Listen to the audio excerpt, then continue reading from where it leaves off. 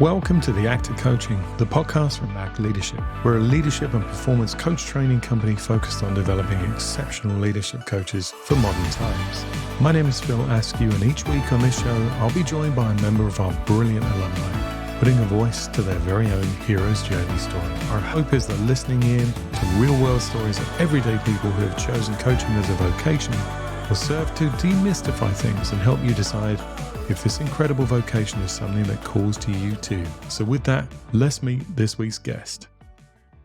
Let me start by asking you, obviously when I kick off these podcasts and when I first reach out to people, I don't know what their niche is. I don't know who they work with. I know that they're coaches, but I don't actually know anything beyond that. Apart from the fact that you train with ACT Leadership, the coach training school that this podcast comes from. And I think what I'm really curious about initially is your target audience or the people that you work with. So if you have a sense of that, or you might call it a niche as well, if you have a sense of that, would you be able to share that with us? Sure. I think, honestly, my niche is going to be expanding. At least that's my intention, because I have some projects going right now that are very exciting and are going to be broadening my scope. But as of right now, I'm the Vice Chair of Pediatrics at the University of Kentucky, and I came here with the focus of building up the careers of the faculty and trying to help them do great things. And as part of that, I do a lot of mentoring and I do a lot of coaching. And I specifically undertook the coaching training, not because I had visions of grandeur of starting a coaching career as my primary source of income, but because I wanted to augment the skill set that I need to do a great job with helping develop people in their careers. And I think coaching is a big part of that. I've done a lot of mentoring over the years, and I think I see coaching as nested in mentoring. I think a great mentor knows how to coach and uses coaching techniques, but there's a lot about mentoring that exceeds coaching in a lot of ways. And the ability to have that additional expertise was my reason for actually seeking out the training. And so that's where it is right now, what I'm doing. And looking into the future, I do actually see potential to expand beyond my day job, if you will, of working in academic medicine with the people within my organization toward doing more physician leadership and development and coaching.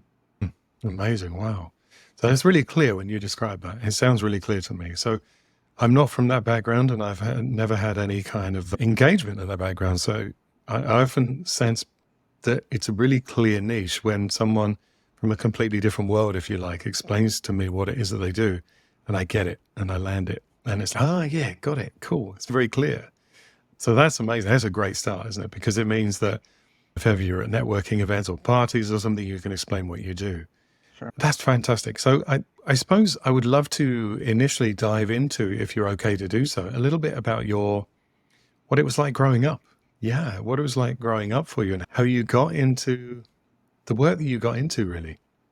I grew up in fairly modest circumstances.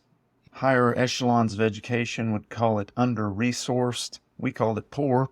And so I grew up in a section of the United States called Appalachia, which is historically quite poor and undereducated. My dad was advised to drop out of high school, so he didn't complete high school, enrolled or enlisted in the U.S. Army at 17 years of age and went to Vietnam. Came back with a lot of baggage that soldiers from Vietnam came back with, issues with alcohol and drugs. My mom finished high school and then had a few jobs and eventually landed working for a prison in our county, which was the largest, basically, employment opportunity in the county. I went to school there. My parents ended up being divorced when I was 11. And so then it was my mom, my grandmother, my sister, and I, all in the house. I had a lot of people who poured into me, teachers and parents of friends and folks at our church and things of that nature. And believed in me. I was always really good in school, academically, and excelled. And so it was never a question of whether or not I would go to college. Fast forward, I ended up going to an engineering school. First person in my family to go to college. I wanted to build space stations and go to Mars and stuff. I got into the engineering curriculum and discovered, you know what, this is horrifically boring. So then I ended up changing my major, deciding to go to medical school because long ago in third grade, I thought I wanted to be a doctor. Ended up going to medical school at the University of Tennessee. From there, I went to the Children's Hospital of Philadelphia, a vaunted institution with extraordinary training in pediatric cardiology, and then did an advanced fellowship from that. And so completed my training. Coming from a family with no prior college, attendees, let alone graduates, a dad who never learned his multiplication tables and had all the issues that he had, I ended up not only going to college, not only getting MD, I trained at an Ivy League institution, and my second faculty appointment was at Stanford University. They called me and asked me to come to their place. So it's just rags to riches, in a very real sense, kind of stuff.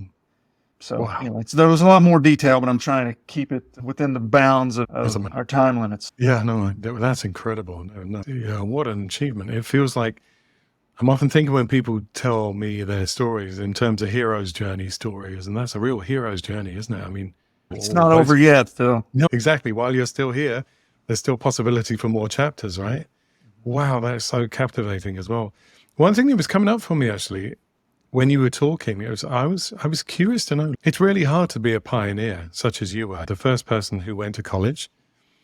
And as somebody who was very young, some might say it's like, what an achievement to actually find the inspiration to go and do it and pursue that yourself.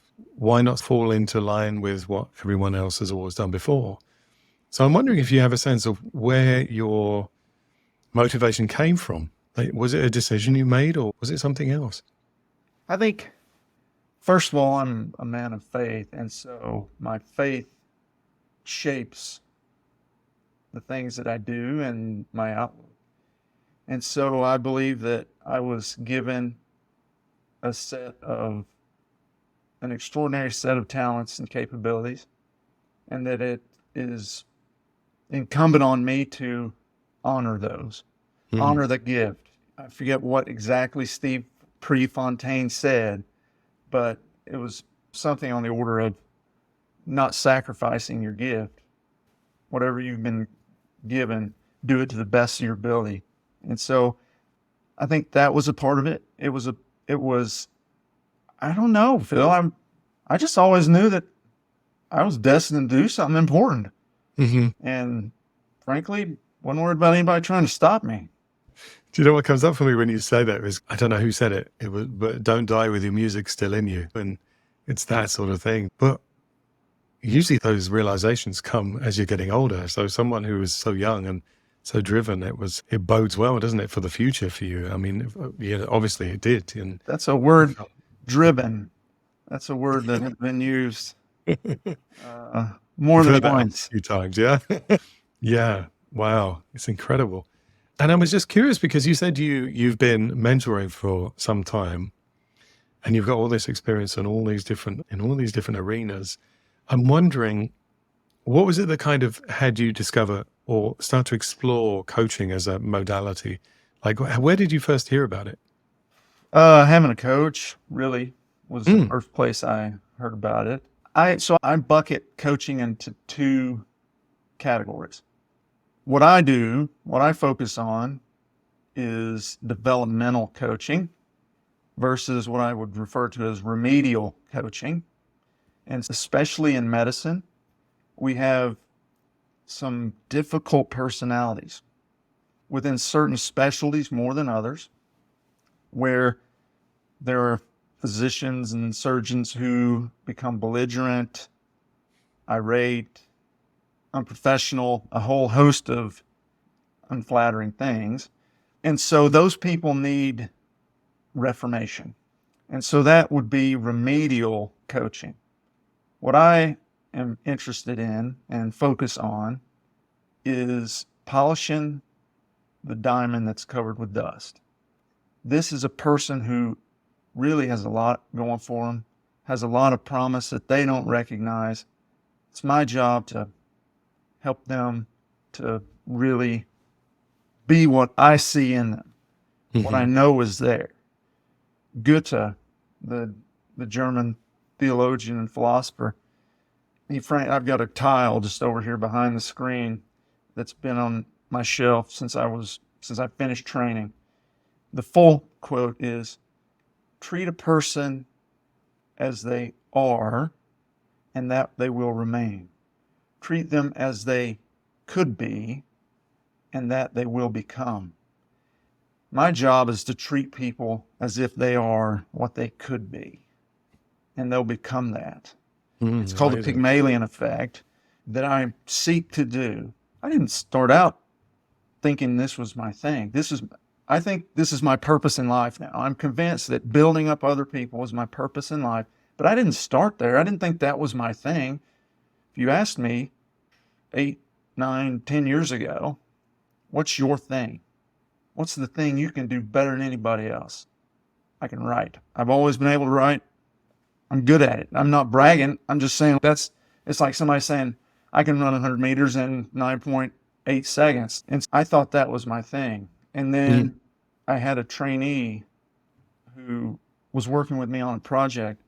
And when she got her paper published, and I was more excited about that than I was when I got my papers published. I was more excited for her than I was for me. I didn't know how to explain that. And so it took me about 5 years and moving to Stanford and being on faculty there before I realized that I could get rid of so much in life, so many things, and I could be okay. But I do not believe that I can keep going, that it would be worth going if I couldn't build up other people. That launched a personal development journey in the domain of leadership, where I ended up doing a master's in leadership. I'm working on a book. I've done scientific research on it and other things. And in that process, Stanford has this developmental coaching mentality. They invest a lot in the faculty in the School of Medicine to build them up. And as a result, I had a coach, and I found it to be extraordinarily helpful. I said, this is a skill set I don't have. So as a result, started exploring actually doing formal coaching training so that I could do that in a much better way. And as I looked at different options, I saw the ACT program, and to be honest, in the world of academics, there are a lot of people who focus on where did you train. So the fact that I have Ivy League credentials on my CV for my pediatric cardiology training was really valuable. And I said, here's a program that A, fits the things I'm actually looking for and just happens to be associated with Brown. That's not going to hurt. So, Exactly. So that's how I ended up choosing the ACT program. And that's a long explanation, but being from Appalachia, we are ones for oral history and we tell stories. And so I'm prone to tell you stories to answer your questions. That's great. Silence on a podcast doesn't work so well. So that's really interesting. No, it's fascinating how people end up at coaching, isn't it? It sounds like you had a lot of skills and a lot of tools and experiences, and then coaching came along. And very often, 90% of the time, it's being on the receiving end and experiencing coaching, getting the taste of it is all you need, isn't it? It's, wow, this is amazing. This is incredible. So that leads me into then thinking, when you're in the program, obviously LPCC is the ACT leadership program that all of the wonderful alumni that I speak to go through. Were there any kind of highlight moments that you remember when you're working? Because you're working with what we call like a cohort of people, aren't you? You're in that room or online together in that cohort. What were some highlights that you remember from that? Yeah, I would say most ridiculous. I wouldn't be referred to principally, at least in a professional setting, as being whimsical. Okay. Now, I can be silly. I'm prone to make a lot of jokes, most of them very dry and so forth. But in a professional setting, I try to maintain professional bearing. And through the course of the program at ACT, we were doing various things. And in those categorizations, I fall far from jester. We were having an exercise where we were supposed to put that on. And I was working with this guy named Jeff, and he's great. He works for the U.S. government, and so he has a certain bearing, and so we're talking, and I'm in the coaching role. I said, "Okay, Jeff, here's what we're going to do. We're in this big conference room at Brown or whatever. We're going to lie down on the floor." Because he had said something about clouds or something. I said, "We're going to lie down on the floor, and we're going to look up at the clouds, and we're going to see what we see." This is so remotely removed from your usual, my general operation. Yes, that's the point of building range, isn't it? It's giving you new range. Right. And so here we are laying on the floor, looking up the clouds and just being ridiculous, but it actually was helpful. So that was one. The other thing that was powerful was there was an exercise where we're talking about above and below the line. Right? Now stand up here and move relative to your imaginary line. And we were talking about some things, and I was working with a friend named John Nutt, and he's excellent. And we're moving about here, and it's like profound. I mean, it was profound. The impact that exercise had on both of us. So what were you discovering because a lot of our training involves somatics or embodiment as well, doesn't it? So there's a big difference from a lot of coach training. But when you were saying you were moving around, straddling this line, isn't it? Above the line, below the line in a way. What were you discovering, and what was the big aha? I think that it was, as I reflect on it, accessing on some level, or to some degree, I should say, a subconscious process, because it was like you took the lid off of something and opened up recognition of it that had not existed. Yeah. At least consciously. Yeah. Yeah. Oftentimes that can be the case. When you're doing exercises as a coach, where we have to walk the talk, because clients are going to be coming to us with a very similar content, like subconscious, maybe unexpressed, unexplored content. They have an awareness, but they haven't necessarily given it the airtime to be able to express it fully. And so I think that's often the unwritten disclaimer of coach training, particularly ACT, is, I have to do my work, do I, as well? I can't just learn these tools and go off and be a great coach. We've got to do the do. And it sounds like that you stepping into the somatics, using your body, gave your subconscious permission to go, hey, look, there's this stuff, and it's important. Right, because it happened for both John and I. We both were just flabbergasted at the power of the moment as we traded roles. But it was very much this movement that you couldn't explain other than to say, I feel myself moving, and it released in physical form where you were in a subconscious level, I think. Yeah. Wraps a shape around it, doesn't it? It's as if we're holding on to a secret and we don't tell anybody about it. We think, okay, it goes away. We're not sure if it exists or not, but then you wrap words around it and it expresses it and brings it out into the world. And then you can pick it up and take a look at it. And is this something I want to do something with or not? Yeah. That's amazing. That's fabulous. Yeah. I'm really curious now, like, how you use your coaching skills and tools in relation to the work you do. So that I'm curious about. But I suppose on a personal level, I'm much more curious about how those coaching skills, tools, and abilities are showing up in your personal life as well.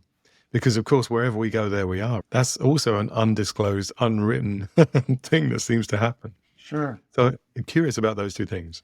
Yeah, as it pertains to the manifestation of it in my day-to-day professional career, my role, as I mentioned earlier, is as the vice chair.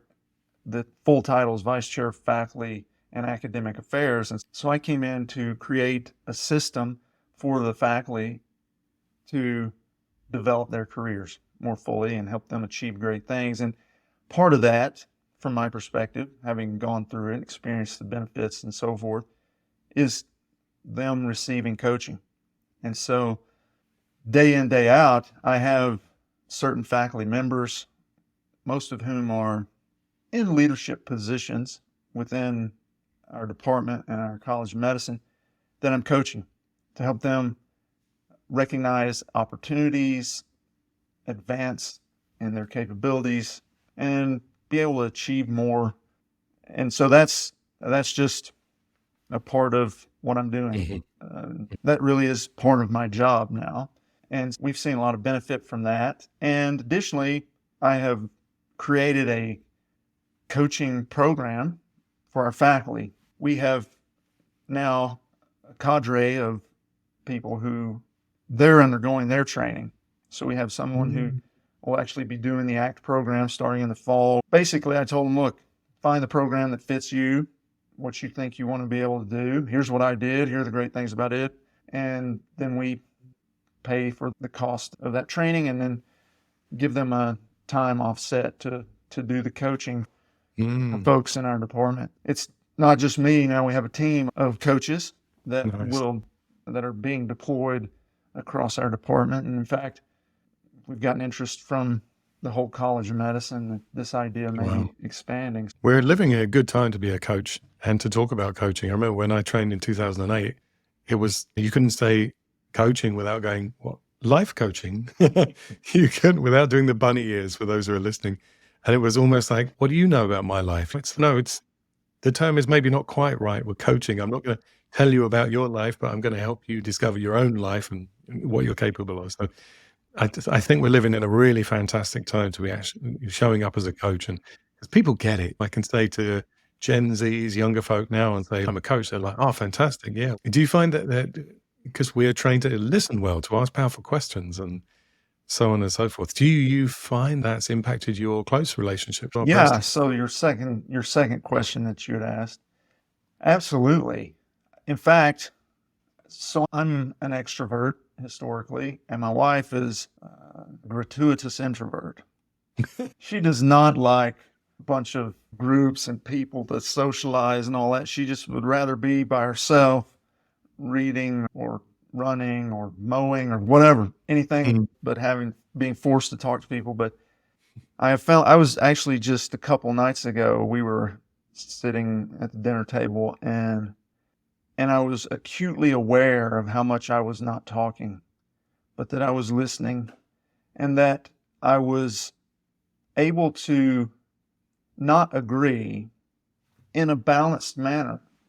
My wife had said something, my son was resonating on this topic, and I said, I don't know that I can say that either way because of X, Y, or Z, which is a significant departure from what I historically would have said. I would have leveraged a bunch of data because I'm a scientist. I would have formed this great hypothesis and or set of arguments for why my idea was correct or whatever. And I didn't do that because A, there was no point in it, but B, because I was more engaged in understanding where they were. Yeah. And not worrying so much about where I was. And it reminds me, there's a book, I'm sure you probably have heard of it and maybe read it, Dale Carnegie's How to Win Friends and Influence People. Yeah, the classic, yeah. And that book, I boil it down, my sort of very simplified version of it is get people to talk about themselves and they'll like you. Right? And I think you just created the new strapline for us. right. And coaching is that ability to get people to talk about themselves on a fundamental level, an elemental level is a better word for it. And so I think that for me, it has given me more capability in that domain and given me the opportunity to go, hey, engage curiosity here. What would be a great question to ask? Let's see where this goes. That'll be fun. Just being a little explorer, like going back Yeah. to your days when you were a kid and you're out exploring in the woods or whatever, and you think you're Indiana Jones or something. It's a little bit of that mindset, right? Is what's Yeah. around the corner? What could it be? How could we get there? Ask this question. And what a gift for the receiver as well, isn't it? I would often say that if it's hard work, then it's not coaching. We're trying to sound good and be good and come with the right answers. But one of the best coaching sessions I think, held was where I said very little, but it was an incredibly safe container, safe space for them to be able to explore what was truly important for them. And it was like this big pile of things that they wanted to assemble, look at, and then just go, there it is. And I said very little. And it was a real challenge at the time because I was training and I wanted to prove that I knew the powerful question tools and all these things. But they said, that was incredible. I don't know what you did, but I got so much from it. And you said, I don't know what I did either. Exactly. And that was magical when we could admit we don't know what we did, but they get real benefit from it. That's pure coaching, isn't it? That's the thing about when we were doing the ACT program, they would break us up into these triads, and you're the coach, or you're the coachee, or you're the observer. And they would give you something ridiculous, like talking about something in 8 minutes. Are you kidding? We can't even say hello in 8 minutes. But there was something about those time bounds that removed the fluff, and people came with just incredible things that were supposed to be light. We were all like, okay, we're going to go with something light. And in 8 minutes, people are just like, they've unveiled some truth that is really shattering. I'll give you a personal example. So I was in this triad with two people, Kate and Sophie. They're both phenomenal. And so Kate, I had coached her on something that just was, I was like, this lady is amazing. Anyway, and so the tables turned. And so we were talking. I'm like, that was way too heavy. I'm going to bring something light. Okay. I got this son. Okay. And he's 15 and next year he's going to be 16 and he's wanting to drive. And I don't know that he's going to be able to do that for a long time, but I want to get him a car. Should I get him a car? That's what we were talking about, right? It's light or whatever. And within about 8 minutes, I'm not one prone to cry. I have actually this issue of not being able to cry. And within 8 minutes, I was on the verge of crying, admitting that for me, it's really about being a good dad. Yeah. So I'm like, I totally screwed this up. I was supposed to be light and airy following this devastating conversation over here. But it turned into we got to the heart of some things that were just powerful. That's the thing about the ACT thing that I look back on and was like, absolutely, that was important for me. And everybody in our class said, we bonded in such amazing ways because we did learn how to listen and be curious and empathetic. And so the vulnerability that was displayed magnified our coaching training and our experience. Amazing. It was really incredible. Again, from a guy who tends to be much more measured, non-emotional, things of that nature. Careful what you wish for. Yeah. Wow. Thank you for sharing that. Thank you for sharing that story. And just for the sake of time, it would be really great to bring this into land. How do you manage self-limiting beliefs and the fear of being vulnerable? I think I've done a lot of things that demonstrate that my inner voice, my inner critic is full of crap. Okay. And part of it is drawing on that. When we had to do this exercise where we wrote a letter to our inner critic, that was part of the ACT thing. And I don't drink alcohol. My dad, as I mentioned earlier, was an alcoholic, and so I don't go near alcohol. But there's a phrase from where I'm from, hold my beer. And when somebody says hold my beer, it means they're about to do something big. Okay. And even though I don't drink, I told my inner critic, hold my beer. And so whenever that thought comes to mind, whenever there is, like I'm writing this book on leadership, the whole thing has been incredible. And whenever those thoughts start to percolate. Hold my beer. I've completed Ironman. I've completed ultra marathons. People said, families like yours don't go to college. Ivy League, baby. So hold my beer, Jack. Fundamentally, my mindset is, I can do this. It may take more work than I'm interested in. It may take, I'm a person who gets stuff done, and I like to get stuff done quickly, though my stories may not demonstrate that. But it may take more time than I like, but I can do this. And so that's a part of the thing. I think there are people in our society who think that they need permission from somebody to be great. If you need permission from somebody else, you will never be great. Put that on a card. And so I think that, where does that come from? I don't know. It's always been there. I'm not sure. I can do great things. Let's get the business doing them.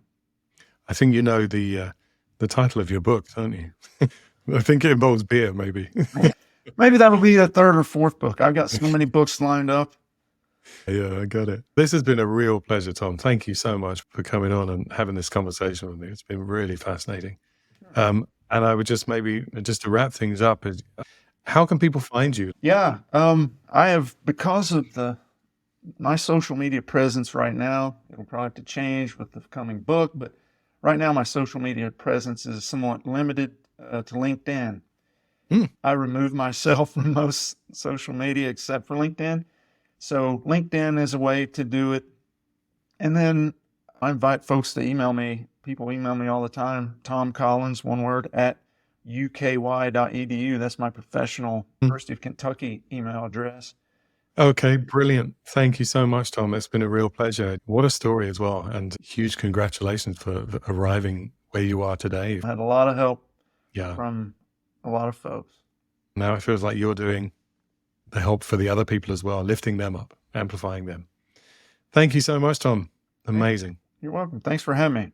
If you'd like to train to be a professional coach, why don't you check out actleader.com. That's www.actleader.com. On our website, we have a ton of information that can really help you get clarity on the exact right course for you. We also have articles that go into detail about the different aspects of coaching, how to apply it, and why it's a wonderful thing. Look forward to seeing you soon.